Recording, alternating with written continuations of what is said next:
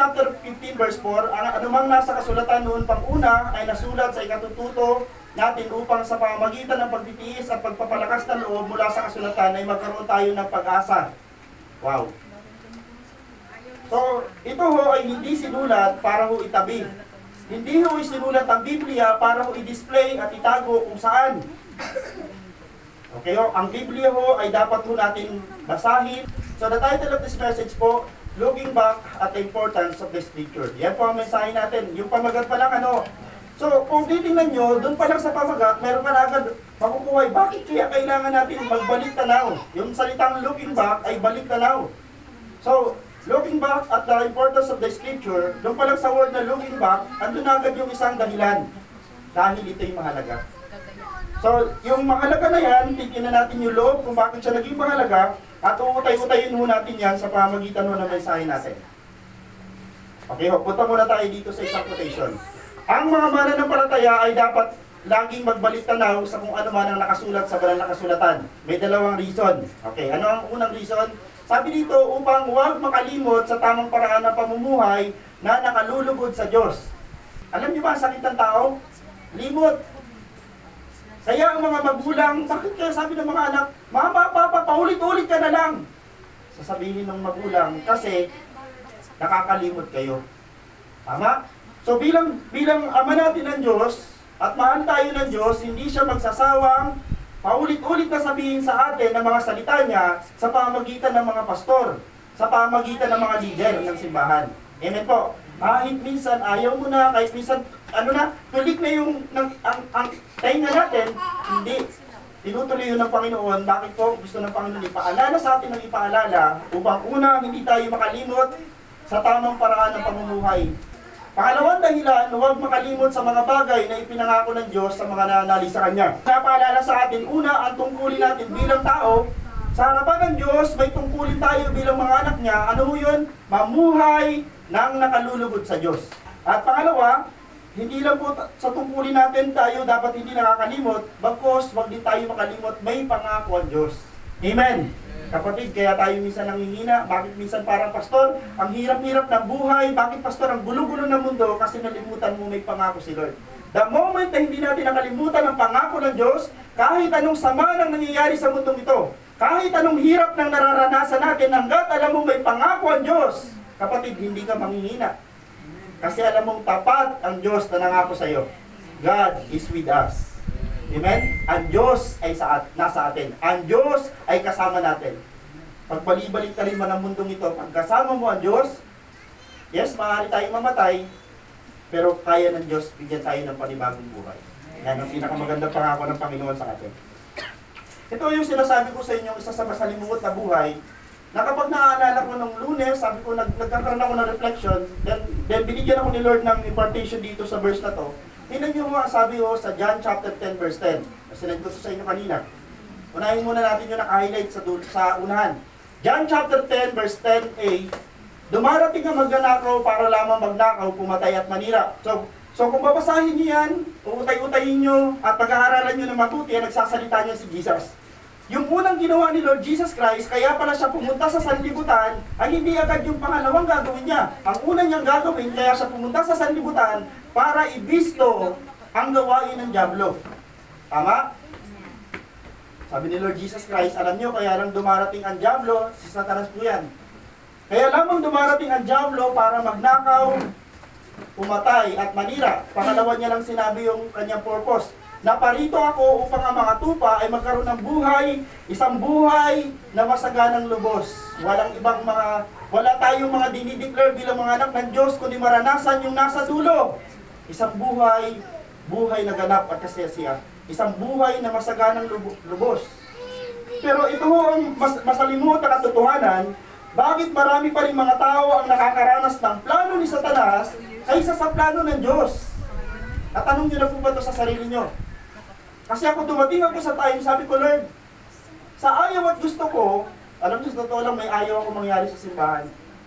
Lagi kong pinapatuto sa asawa ko, sabi ko sa asawa ko, huwag sana mangyari ito sa simbahan, huwag sana tayong mapasukan ng ganitong uri ng relasyon sa simbahan. Pero kahit anong ayaw ko, pag kayo ho personally na nandito sa simbahan gusto nyo, Wala akong magagawa, pastor. Kundi harapin yung realidad, pero sa reality, may consequences. Okay? So itong reality na to ay dalawa. At marami pa rin mga tao ang nakakaranas ng plano ni Satanas kaysa sa plano ng Diyos. Ano ang sagot? Isa lang. Ang sagot ho, bakit ho? Hindi plano ng Diyos. Ang mas nangyayari doon sa maraming mga tao ay dahil sa isang salita. Pagsuway. Diba? Pagsuway. Kaya pala marami pa rin nakakaranas na manakawan, naranasang pamatayan, naranasan ho na masira, sapagkat ano nangyari? Mas nanaig ang plano ng kaaway sa kanilang buhay. Tandaan niyo ha, makakapenetrate lang ang plano ni Satanas sa ating buhay kung hindi natin alam ang plano ng Diyos sa ating buhay. Alam niyo po ba ang plano ng Diyos sa inyo? Maganda. Walang pangit na plano ang Diyos. Lahat na mabubuting bagay, plano yan ng Diyos. May masasama ba ang bagay na nangyari sa buhay mo? Hindi ang plano ng Diyos. Okay. So, tuloy tayo dito. Pero hindi ho doon natapos. Bakit marami pa rin mga tao na so nakita natin ang sagot ay pagsuway? Ang susi para maputol ang sumpa ng mga plano ni Satanas sa ating buhay, isa lang din salita. Diba? Pagsuway yung kay Satanas. Pero ang susi para maputol, mabuwag natin ang sumpa ng mga plano ni Satanas sa ating buhay, pagsunod. Amen. Pagsunod. Kahit ano ho ang maging cause ng pagsunod mo, kahit maging buhay natin ng pagsunod, kapatid, sumunod tayo sa Diyos, huwag tayong susuway. Mahirap po ito, pero yun ho ang pinakasusi para hindi ho manaig ang plano ni Satanas sa ating buhay. Okay, so yun dyan. So yung John chapter 10 verse 10 ay paalala ng Panginoon na ang mission niya ay una, ipaalam sa atin ang plano ni Satanas na kailangan natin iwasan. Pangalawang mission niya, bigyan tayo ng buhay, isang buhay na ganap at buhay na kasiyasiya. So tuloy mo natin. So ang tanong natin sasagutin, why do we need to look back at the importance of the Scripture? Bakit nga ba mahalaga? So may dalawang reason kung bakit kung kailangan natin magbalik tanaw. Dalawa lang mo ang sagot natin. Number one, because it teaches us an instruction for our learning. Okay? Sabi dito dahil nagtuturo ito sa atin ng mga tagubilin para sa ating ikatututo. Pag binasa mo ang Biblia, isipin nyo, binabasa mo lang ang Biblia. Hindi ka taga-Israel, hindi mo kilala si Samson, hindi mo kilala si David, hindi mo kilala mga nasa Biblia, pero habang binabasa mo sila, then para may impartation sa buhay mo. Hindi ka taga roon sa Israel, pero habang binabasa mo ang Biblia, para bang nandun ka. Okay? Ganun po ba kayo magbasa? Roma chapter 15 verse 4a, hinatid po natin yung verse, kaya po nagkaroon ng 2 puntos. Ano bang nasa kasulatan noon pang una ay nasulat sa ikatututo natin? Okay. Paano nangyari yan? Okay. So sabi dito ho, may isa po tayong example ho na verse na imposible ho hindi tayo matuto. Sabi ho dito sa Isaiah, alam niyo may isa sa the best na mensahe sa Biblia na kahit hanggang sa bagong tipan, tandaan niyo ang lumang tipan ay panahon nila Moses. Ang bagong tipan ay panahon ng mga apostol. At ang sabi dito ho, itong salita na ito ay hindi kailanman nagbago. Ito ho yung pagsunod at pagsuway. So, pag binasa nyo ho ang Isaiah chapter 1 verse 19 to 20, prinsipyo ho ito ng Biblia, na once na binasa natin, magkakaroon tayo ngayon ng option. Magkakaroon tayo ngayon ng thinking, kaisipan, na alin ba pipiliin ko, pagsunod o pagsuway? Sabi sa 19, kung susundin ninyo ang aking sinasabi, tatamasain ninyo ang ani ng inyong lupain. Kausap dito ni Jeremiah, ni Isaiah, ay yung mga Israelita at the time. Sabi ni Isaiah, sinabi ng Diyos na the moment na sumunod tayo sa Kanya, yan yung pagsunod, may bunga. Ang bunga ng pagsunod, ano sabi niya no? Tatamasahin ninyo ang ani ng inyong lupain. Ang bunga ng pagsunod, pagpapala. Pero hindi natapos yung verse dyan. Nilagyan pa ng 20. Ngunit kung susuway kayo at maghihimagsik, tiyak na kayo'y mamamatay. Ito ang mensahe ni Yahweh. The moment na binasa natin ito, magkakaroon tayo ngayon ng curiosity na magdi-decide tayo sa ating sarili. Lord, susunod ba ako o susuway? Then pag ikaw ay sumunod at sumuway, tandaan natin ang prinsipyo ng Biblia, sowing and reaping. Kung ano ang tinanim, yun ang aanihin. Kahit ayaw ni Lord. Pastor, kahit ayaw ni Lord? Sabi ng Biblia, ang plano ng Diyos sa mga anak niya ay pagpalain. Pero yung mga anak na masuwayin, kahit gusto ng Diyos pagpalain, hindi pwede ho baliin ni Lord ang prinsipyo ng Biblia. Kanino ang sulat sa Biblia? Kanya. Kaya ho, ang cycle ho ng pagsunod, ang prinsipyo ng Biblia, kung ano ang yung tinanim, yun ang yung anin. May nakakita man o wala, magtanim tayo ng tama. Pastor, hindi naman nakikita to ng mga magulang ko eh. Hindi naman to nakikita ng leader ko sa church. Hindi nila nakikita, pero may prinsipyo ang Biblia na the moment na gumawa ka na mali, may consequence.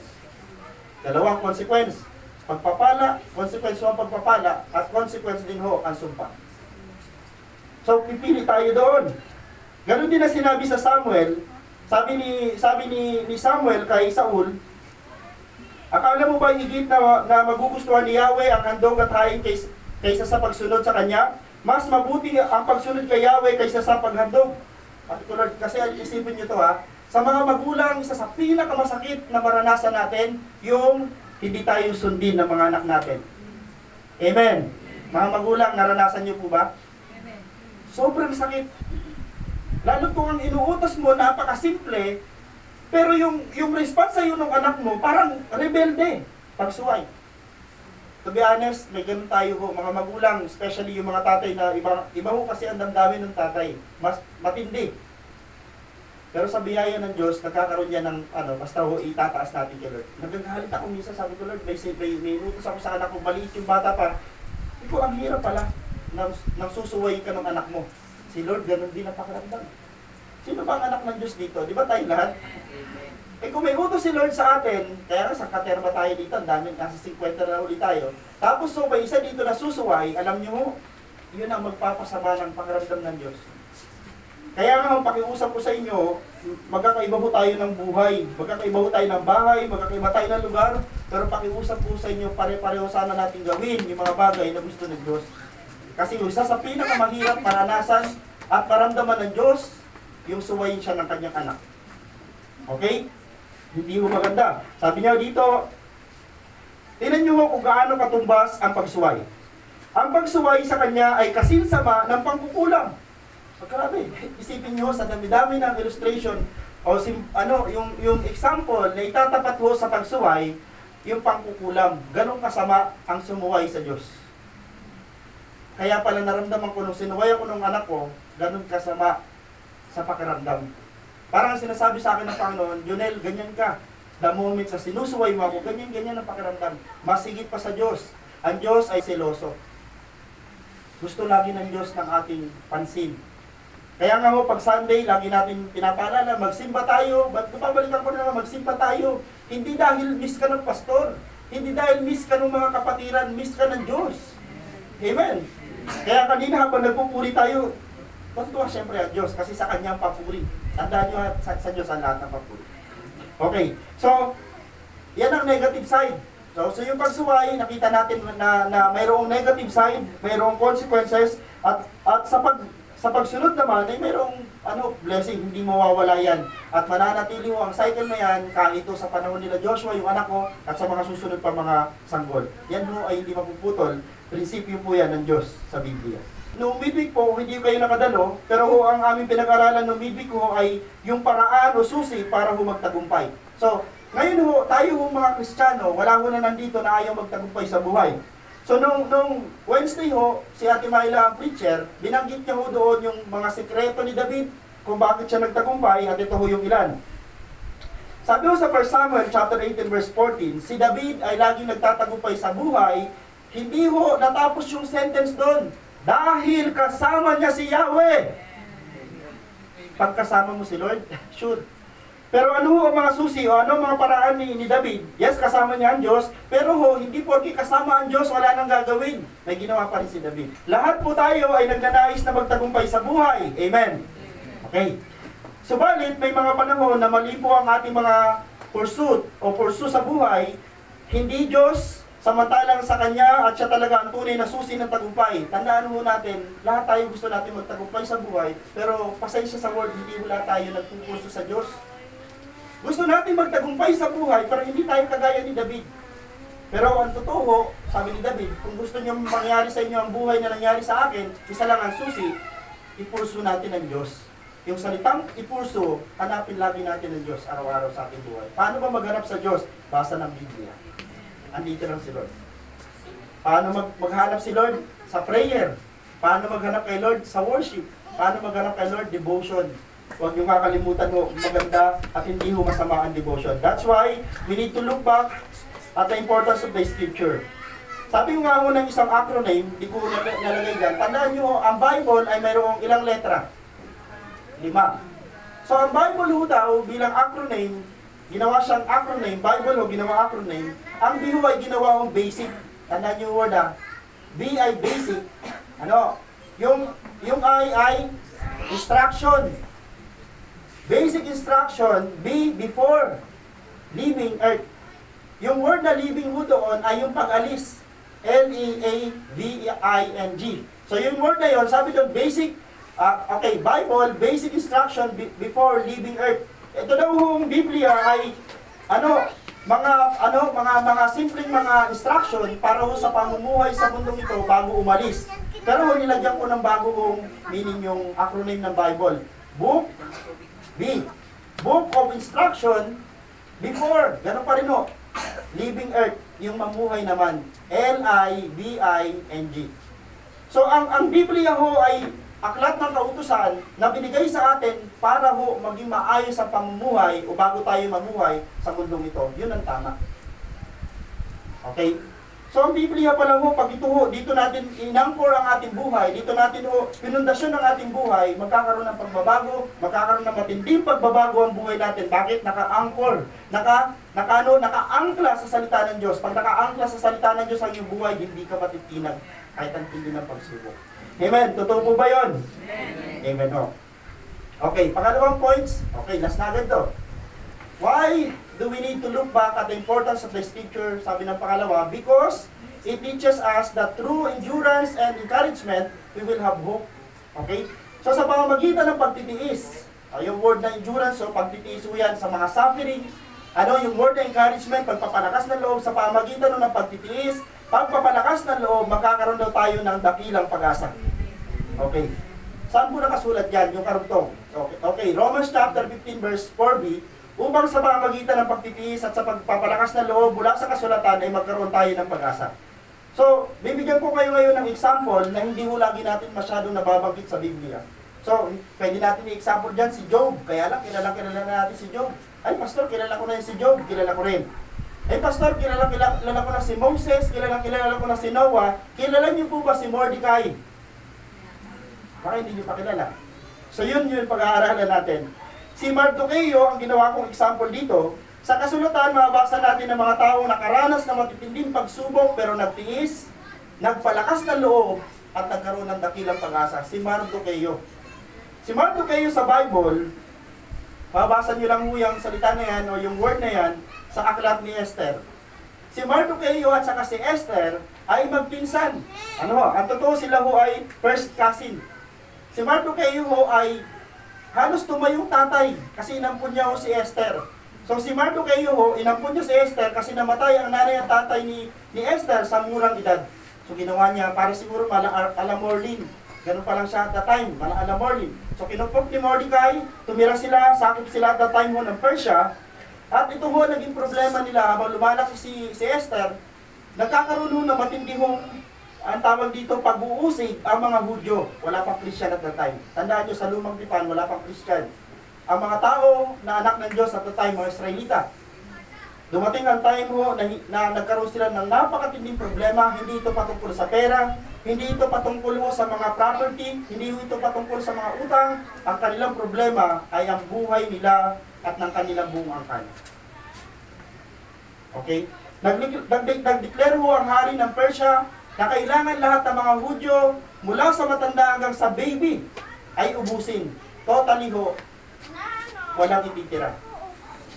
Katulad ho na nangyayari ngayon po sa iba-ibang bansa sa Nigeria. Ganun yung nangyayari sa Nigeria. Sa iba-ibang bansa ngayon ho, at totoo ho, nakakaranas ho ng matinding pag-uusig sa buong mundo is around 380,000 na mga Kristiyano. I mean, 380 million na mga Kristiyano ang nakakaranas ngayon ng matinding persecution around the world. Pero nakikita lang natin ho, mga Nigeria. So, tingnan natin dito, sabi dito, so, nakaranas sila ho ng matinding pagtitiis. Ito na ho, papatayin ang order ng hari, patayin lahat ng mga Hudyo, mula sa pinakamatanda hanggang sa pinaka-baby. Pero sabi ni Mordecai, kailangan natin mag-pray, kailangan natin ho dumulog sa Diyos. At ang good thing sa nangyari dito ho, sa event na ito, si Esther, ay hindi na ho siya basta ho Esther lang. Tandaan niyo, yung nag-announce ang hari na patayin ang lahat ng Hudyo, hindi niya tinanong kung sino si Esther. Si Esther at the time, asawa niya na. Sino si Esther? Pinsan ni Mardoqueo na pinapapatay ng hari kasama ng kanyang buong angkan. Sino si Esther? Isang Hudyo. Grabe ang galing ng Diyos, no? Hindi sila yung pinapapatay nung hindi pa si Esther reyna. Nung reyna na si Esther, bago nag-declare ang hari na patayin, dahil sa isang tao, nag-Haman. Sino? Si Haman. Sabi ni Haman, mahal na hari, sa isang kaharian ninyo dito, may mga tao dito na hindi nagsasubmit sa inyo. At totoo, hindi nagsasubmit sa kanya. Pero sa hari, nagsasubmit. Kasi si Haman at that time, sabi nung mahal na hari, ni Asuero, sa lahat ng mga tao na makikita ni Haman, o makikita si Haman, luluhod kayo kay Haman. Kada lalabas si Haman, may kapa, andyan yung nakakabayo, may pikas, kasi ho, punong ministro. Paglabas ni Haman, ang expectation niya, luluhod lahat. Isipin nyo, luluhod lahat. Pero may isang tao, na puot siya, dahil yung isang tao na yun, hindi minsan lumuhod sa kanya. Ang pangalan, Mardoqueo. Sabi ko sa inyo, isa sa pinakamasakit sa pakiramdam, yung hindi sumusunod. Kasi, at that time, nagkaroon siya ng puso, papatayin ko to. Hindi lang siya. Kasi hindi ako masasatisfy kung mapatay ko to si Mardoqueo. Gusto ko ipapatay yung buong lahi niya. Gano'n siya kagalit sa pagsuway. Okay? Pero ho, ang Diyos, gumawa na ng magandang paraan. Nagtiis si Mardoqueo. Sabi niya, Esther, pakiusap, tulungan mo kami. Sabi ni Esther, hindi ako pwede. Kasi pag tinulungan kita, baka ipapatay din ako. Sabi ni Mardoqueo, tandaan mo, ang nakalagay sa pinirmahan ng hari na papel, lahat ng Hudyo. Hudyo ka ba? Nung na-realize ni Esther kasama sa mamamatay, then sabi ni Esther, magpipray ako kapareho mo. Sabihin, magtitiis ako, papalakasin ko ang loob ko para humarap sa hari. Then mga kapatid, then ano result? Nagkaroon sila ng dakilang pag-asa. Pag binasa mo yon at may problema ka, ang problema mo lang mo may utang ka maliit, sila buhay. Eh di ba pag binasa mo yon, tapos na. Ibig sabihin, pagkatapos mong binasa, yung lugmok mong pagbasa, kasi lugmok ka, may problema ka, nagbasa ka ng Biblia, nabasa mo yung buhay ni Mardoqueo, imposible kung hindi ka lumakas at magkaroon ng pag-asa at sabihin mo sa sarili mo, si Mardoqueo nga, ang dindi ng pagsubok ni Mardoqueo, pero kinaya niya. Ang dindi ng pagsubok ni Mardoqueo, pero ang lakas na loob niya. Si Mardoqueo nga, tayo minsan, may mga tayo makakalimot sa mga problema na kinakaharap natin. Then, ang challenge ko sa inyo mga kapatid, balik tayo sa Biblia.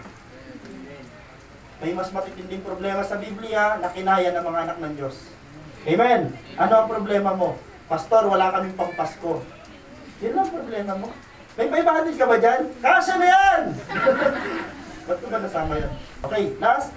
Sa panahon na nabasa natin kung paano nila hinarap at pinagtagumpayan ang mga pagsubok nila, tayo'y matututong manalig. Okay? Sabi ko sa inyo kanina, the moment na binasa mo yung problema ni Esther, problema ni Mardoqueo, kung may problema ka ngayon na kinakaharap na ang akala mo, Pastor, yung problema ko ngayon, wala na itong solusyon. Then paano na yung problema ni Mardoqueo? Nag-prepare na si Haman ng bitayan, 75 feet high. Gano'ng kataas yung 75 feet high? Gano'ng kataas po yun? 75 talampakan ng taas ng bibitayan ni Mardoqueo. Gano'ng kagalit si Haman? Sabi ko, pwede na naman. 10 metro, okay na siguro yun, no? Pero siya galit na galit, 75 feet high yung kanyang papabitayan para makita ng buong Persia. Yan si Mardoqueo, yung hindi naluhod sa akin. Alam niyo, pinagawa na niya yun. Pero sa Diyos, ang isang bagay na parang wala ng lusot, sa Diyos may solusyon. Okay, sabi ni Esther, mahal na hari, alam niyo po ba, sa inyong kaharian ay may traidor. Okay? Sabi ni Haman, ni Asuero, sabihin mo sa akin kung sino yung traidor at ngayon din, papapatay natin. Pero sabi ni Esther, medyo nagkaroon pa siya ng ano, kasi andun na si Haman eh. Wala pa siya lakas na loob dun sa una nila meeting. Pwede ba next day? Wala pa siya lakas na loob eh. Pwede ba next day? Sabi ni Haman, tingnan mo, ako lang talaga pinatawag ni Esther. Kasi ako talagang mataas. Pangalawa sa hari. Okay, pangalawa, okay na, ito na. Pinatawag uli. Sabi ni Haman, alam mo, sabi niya sa asawa niya, mga kaibigan, sa lahat dito na tao sa kaharian, ako lang ang pinatawag ni Reyna Esther, kasama ng hari. Okay, pagdating niya doon, sabi ni Esther, mahal na hari, di ba nakwento ko sa inyo mayroong traidor sa kaharian? Yan po si Haman. Grabe, binigla naman. Alam niyo si Haman na namula sa takot. Sa sobrang takot niya, nagmakaawa sa kay Esther, pagtalikod ng hari, sa sobrang galit ng hari, paglingon niya, re-ripon mo ba asawa ko? Re-ripin pa daw kasi nagmakaawa eh. Akala ng hari, re-ripin pa yung asawa niya. Ngayon din, ipapatay yan si Haman. Sabi ni Haring Espero, ano ang pinakamalupit na pagpatay dyan? Ipabitay niyo po doon sa pinagawa niya. Ito po siya nagpagawa ng sarili niyang bitayan. Mga kapatid, kung walang-wala ka ng lusot, at walang-wala ka ng solusyon doon sa problema na kinakaharap mo ngayon, ipasa Diyos mo. Sa Diyos, may solusyon ang lahat. Kahit ano pa yan, Pastor, ang salimuot ng buhay namin, ang salimuot ngayon ng aming relasyon, ang salimuot ngayon ng pamilya namin, kapatid, masalimuot sa iyo. Pero sa Diyos, may solusyon ng Diyos. Pero ang pakiusap ko lang, sa panahong inayos na ng Diyos, huwag na natin sirain. Okay po ba yun, yung word na yun? Pag inayos na ng Diyos ang isang sira-sirang bagay, o sira-sirang mga bagay na inayos na niya, kapatid, huwag mo na sirain. Dahil ang pinakamasakit na mahirap ayusin sa mga susunod na panahon ay yung sobra ng damages na nagawa natin sa mga tao sa paligid natin. The moment na inayos na ng Panginoon ang isang bagay na sira, huwag na natin sirain pa ulit. Conclusion, malinaw na pinaalalahanan ni Paul ang mga Kristiyano, mga taga-Roma na magbalik tanaw sa mga kasulatan sapagkat ito ang magtuturo ng mga tagubilin para sila matuto. Dalawa lang naman ang reason kung nakikita natin. Sabi ng Biblia, si Paul ay nagtuturo sa mga taga-Roma at ang sabi ni Paul sa mga taga-Roma na Kristiyano, para kayo matuto. Balik kayo sa Biblia. Balik kayo sa kasulatan para kayo matuto. Kasi sa kasulatan, ang daming karunungan, ang daming mong mababasa dyan na may inspire ka, at the same time matututo ka. Then sabi dito sa pangalawa, pinaalalahanan din ni Paul, ni Pablo, ang mga taga-Roma, na sa pamamagitan ng pagbabalik na raw sa kasulatan, makikita nila ang bunga ng pagtitiis, ang bunga ng pagpapalakas ng loob ay pag-asa. Sa ating application, ugaliin natin na magbalik tanaw lagi sa mga salita ng Diyos sa mga panahong nalilito tayo. Nalilito ka ba? Kapatid, balik ka sa Biblia. Ang Biblia ang mag-aayos ng kalituhan natin. Okay? Sino dito ang nalilito sa kanyang sarili? Meron ka bang kalituhan sa sarili mo? Sorry, di ko ang kilala sa sarili ko. Balik ka sa Biblia. Ang Biblia magpapakilala sa iyo kung sino ka talaga. Sabi dito, bumalik tayo sa pag-aaral ng mga salita ng Diyos. Patuloy natin itong basahin at paglaanan ng panahon upang tayo matutong magtiis. Ang problema ngayon, pagka hindi na nga nagbabasa nito, lagi pa sa social media. Na kapag nagkaroon ng emosyon, ipinopost na agad yung emosyon. At alam mo yun, nakaramdam ka lang na sama na loob, pinost mo na. Alam mo ang iyong naapektuhan na tao na naabot ng post mo? Baka 2,000. Bakit kaya siya, ingat kayo ha, kasi kung sino yung pinopost mo o ano yung pinopost mo sa social media, pinopost mo ang pagiging Christian mo. Tama? Kaya daw mo, ang pinaka-kaunti dapat mo ang nagpo-post sa social media, mga Kristiyano. Bakit ayaw ng Kristiyano i-expose kung sino siya sa social media? Pero kung kaya natin i-expose ang sarili natin sa social media na Christian tayo, then papatunayan natin, Christian ang mga post natin. Okay po. Sabi dito, basahin at paglaanan natin ng panahon upang tayo matutong magtiis, lumakas ang loob, tumibay ang ating dakilang pag-asa sa pangako ng Diyos sa panahon tayo nasa gitna ng mga pagsubok. Hindi mawawala ang pagsubok, pero tandaan nyo lagi tayo magpalakas sa paano paraan sa mga salita ng Diyos. Sa mga salita ng Diyos, may tunay na katagumpayan at kalakasan. Sa Diyos po ang pinakamataas na